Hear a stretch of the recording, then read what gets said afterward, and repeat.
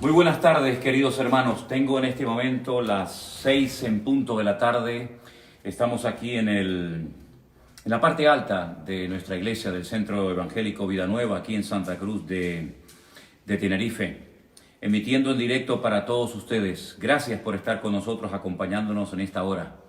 Les mando un saludo a todos los que fielmente cada tarde a esta hora se conectan para estar un rato juntos y estar meditando, estar reflexionando sobre cosas interesantes que nos dice la Biblia, sobre todo en estos tiempos tan complicados en los que estamos viviendo y en los que sobre todo por lo menos en España, no sé cómo se está gestionando esta cuestión, este asunto en otros países, pero por lo menos en España les puedo asegurar de que nuestros políticos están quedando prácticamente todos en evidencia, sobre todo el gobierno que tenemos en este momento, este gobierno de coalición, este gobierno, como yo lo llamo, de demonios, personas que se han unido, que entre ellos tienen muchas cosas totalmente opuestas el uno del otro, pero que a la hora de ocupar cargos y poder y sentarse en la poltrona y pegarse la gran vida y vivir a costa de los impuestos de los españoles, son capaces de pactar hasta con el mismísimo diablo.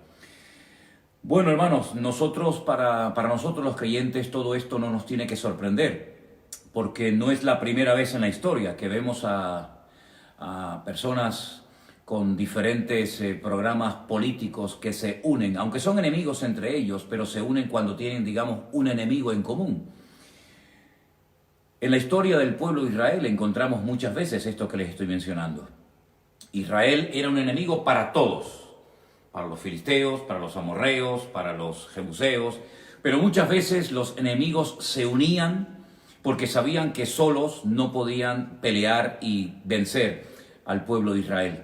Y se unían solamente por ese motivo. Luego después se mataban entre ellos y se hacían daño, como estamos viendo últimamente y como hemos visto en los últimos meses, semanas y años, cómo se pelean y se matan entre ellos, cómo son capaces de pasar por encima de los derechos del otro, pero cuando se trata de un enemigo en común, son amigos, se sientan a la mesa, negocian, hablan, toman acuerdo, etcétera, etcétera.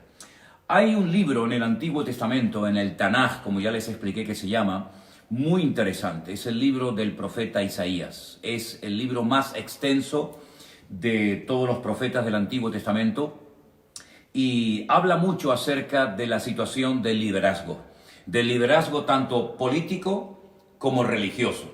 Porque si piensan ustedes que los políticos están exentos del trato de Dios, se equivocan rotundamente.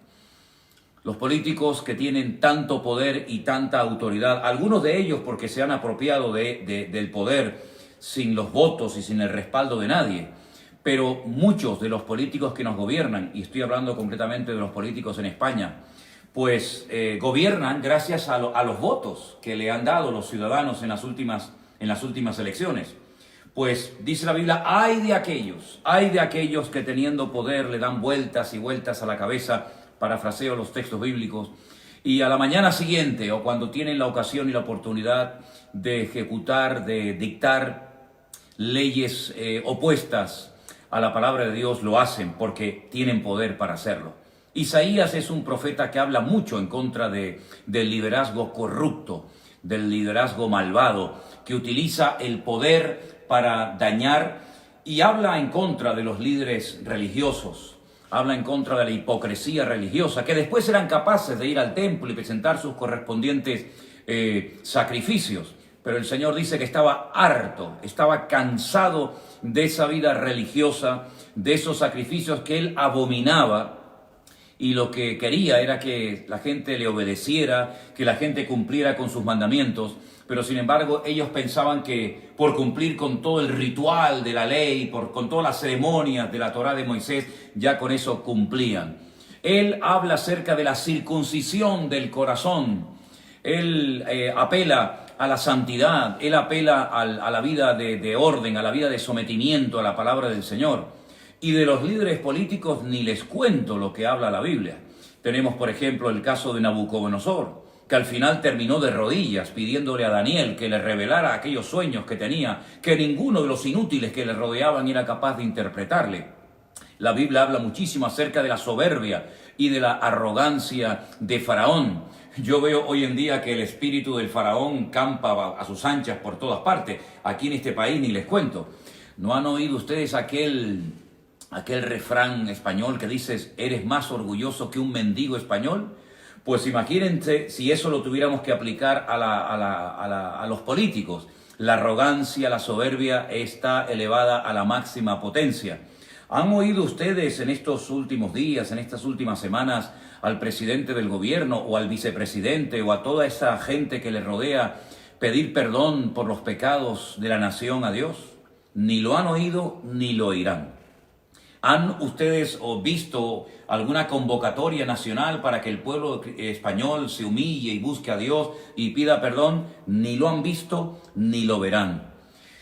Y esta es la cruda realidad. Y la Biblia dice, por ejemplo, en uno de los versículos del capítulo 1 del profeta Isaías, gente pecadora, cargados de maldad, generación de malignos, hijos depravados. Mira, si algo tenían los profetas de la Biblia, no estos que se llaman hoy en día profetas, que lo único que vienen es a endulzar los oídos de la gente y de aquellos que los invitan. Claro, faltaría más que te invitara una persona a su congregación y luego encima le profetizas en contra de él o de su congregación. Nada más lejos de la realidad. La mayoría de los que se autoproclaman profetas o profetizas, lo único que dicen pues son cositas que caen bien. Vas a ser bendecido, el Señor va a estar contigo, te va a honrar, te va a bendecir, tú eres el gran siervo de Dios, etcétera, etcétera. Pero miren en los términos, miren cómo hablaban los profetas verdaderos, los profetas de antaño, los hombres de Dios de la Biblia. Llamaban a la gente pecadora, generación de malignos, hijos depravados, que habéis dejado a Dios y habéis provocado la ira del Santo de Israel. Imagínense que hoy en día fueran estos profetas, estas personas que van por la vida pegándose la gran vida, subvencionándose con el supuesto don que tienen, diciéndole a las congregaciones, diciéndole al liderazgo, arrepentíos, convertíos, volved a Dios, haced frutos dignos de arrepentimiento. Imagínense, ¿por qué querréis ser castigados? ¿Por qué os rebeláis? Toda cabeza está enferma, todo corazón está doliente. Desde la planta del pie hasta la cabeza no hay en él cosa sana, sino herida, hinchazón, podrida llaga. No están curadas, ni vendadas, ni suavizadas con aceite. Vuestra tierra está destruida, vuestras ciudades puestas a fuego, vuestra tierra delante de vosotros comida por extranjeros y asolada por el asolamiento de extraños. Y queda la hija de Sión como enramada en viña y como cabaña en melodar, como ciudad asolada. Y dice el versículo 9 una grandísima verdad.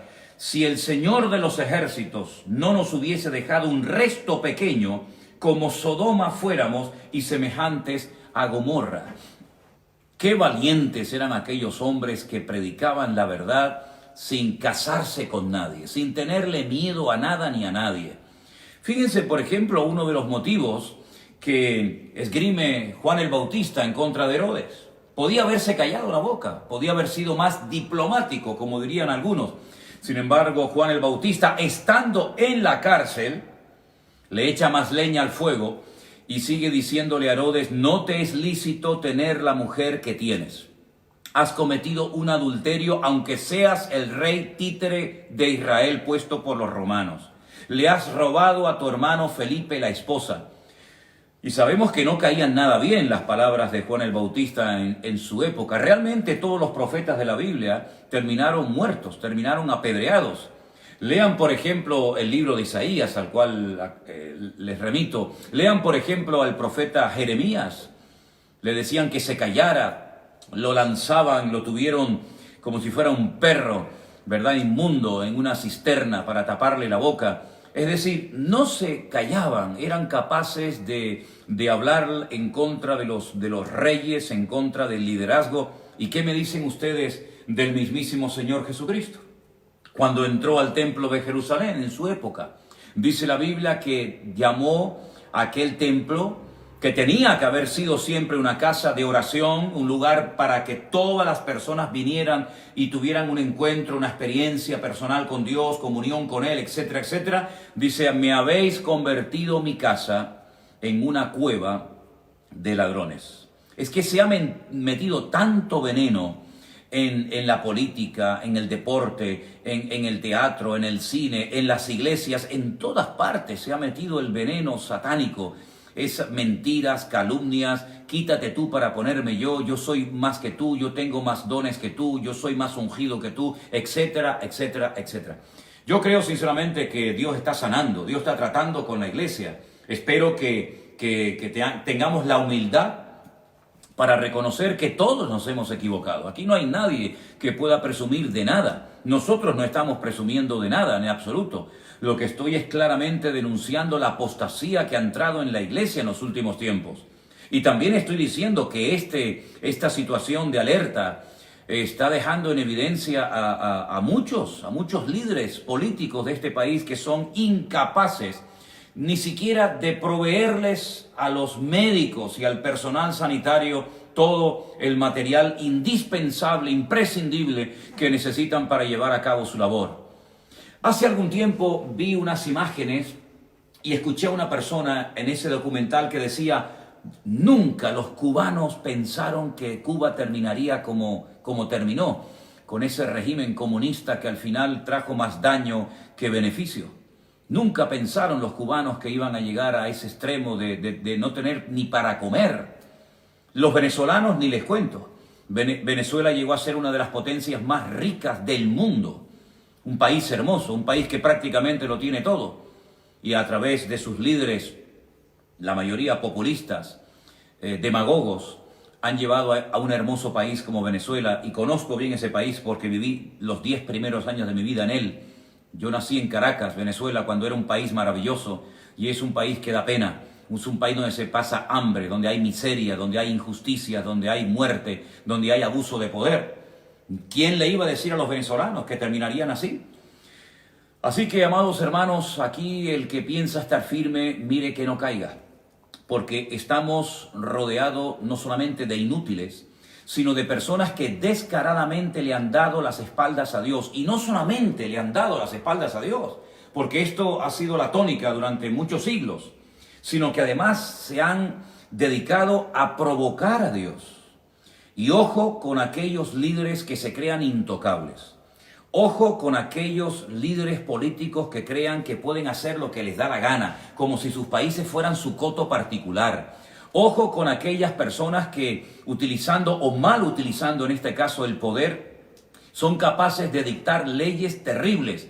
Y España se parece mucho más a Sodoma y a Gomorra que a una nación donde verdaderamente impera el temor de Dios. Yo sé que para muchos libertinos y para muchos corruptos y para muchos inmorales, estas palabras les resultan como palabras fuertes, apocalípticas y palabras duras. A mí les digo sinceramente, me da exactamente igual lo que la gente opine de mí. Si son cristianos, si son pastores, si son políticos, me da exactamente igual. Yo no estoy aquí para endulzarle los oídos a nadie. Estoy aquí para denunciar el pecado, porque es mi obligación hacerlo.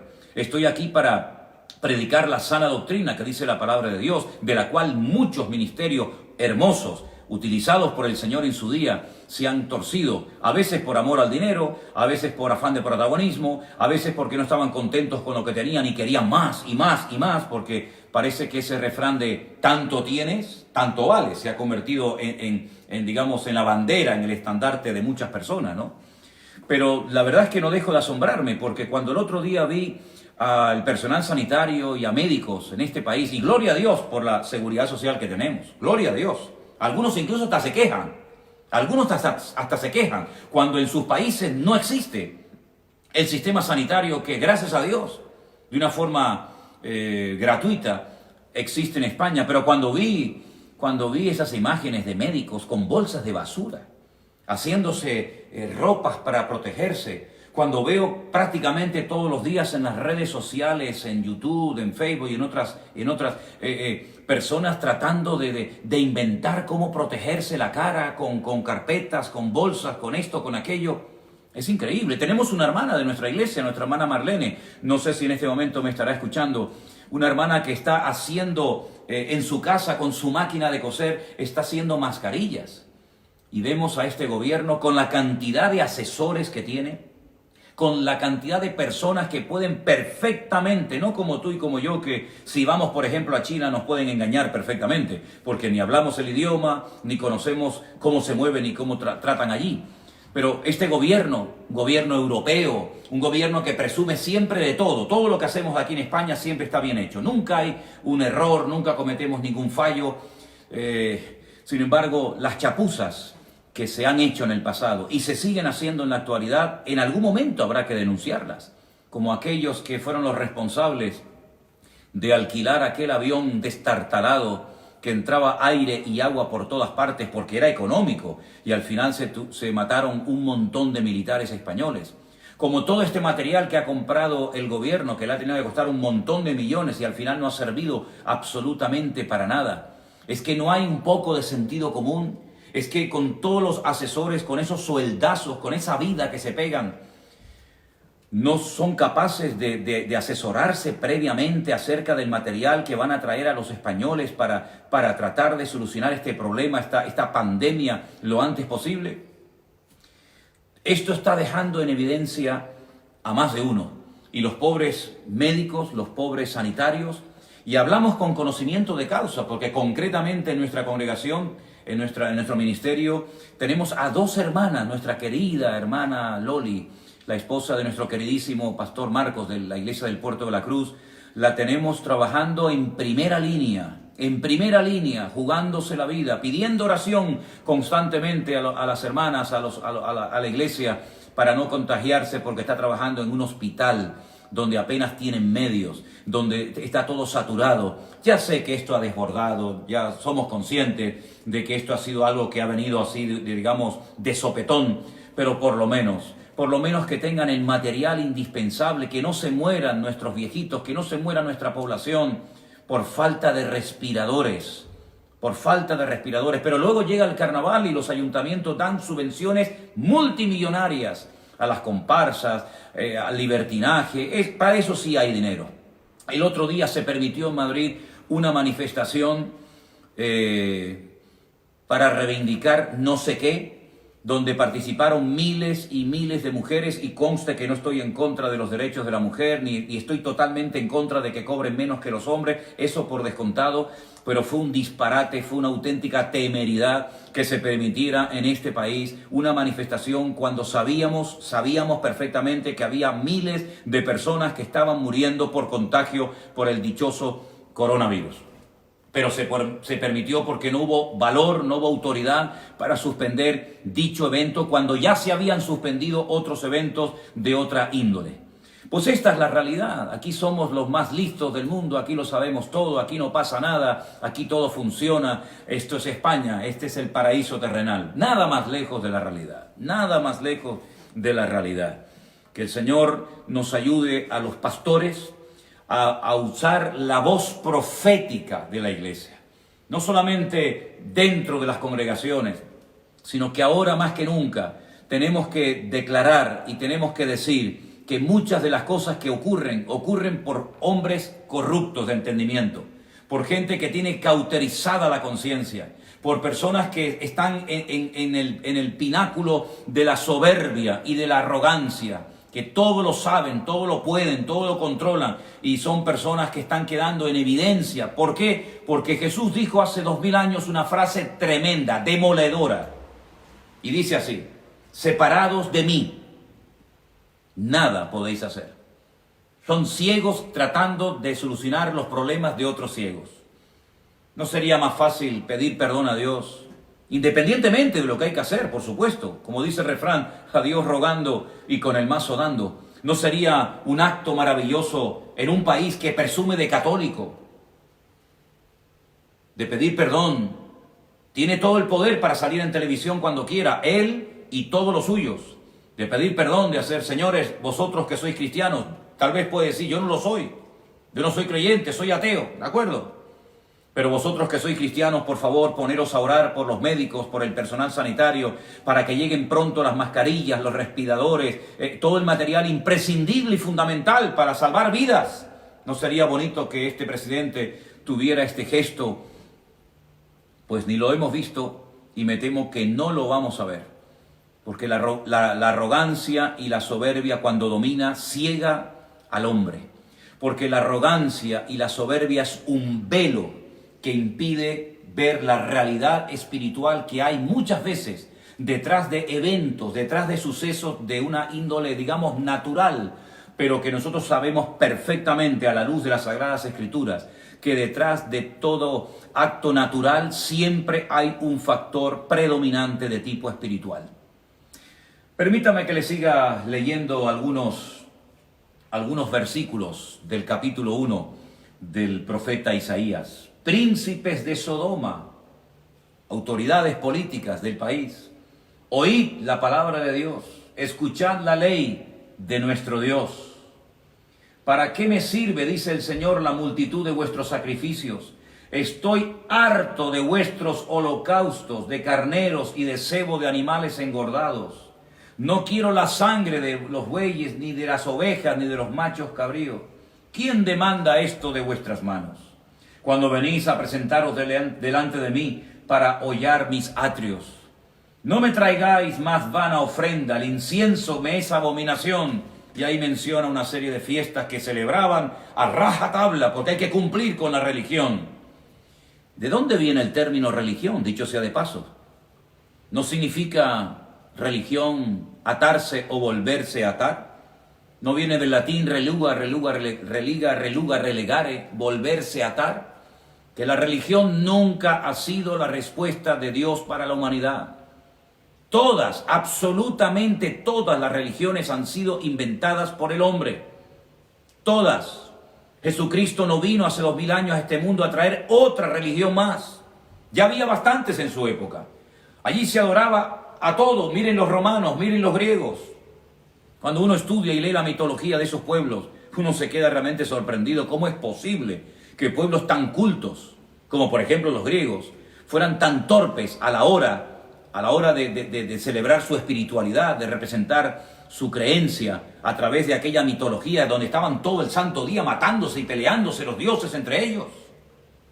Gente culta, gente hedonista, gente que le daban una importancia tremenda al culto al cuerpo, los padres de la democracia, de las olimpiadas, pero sin embargo torpes espiritualmente hablando. Dice la Biblia, si quisierais oír, pues seríais sanados, seríais restaurados, pero no quisisteis oír. Dios quiere traer restauración a la vida política, no les quepa la menor duda. Hace falta una limpieza en la vida política de este país y de otros. Hace falta una limpieza en la vida pública.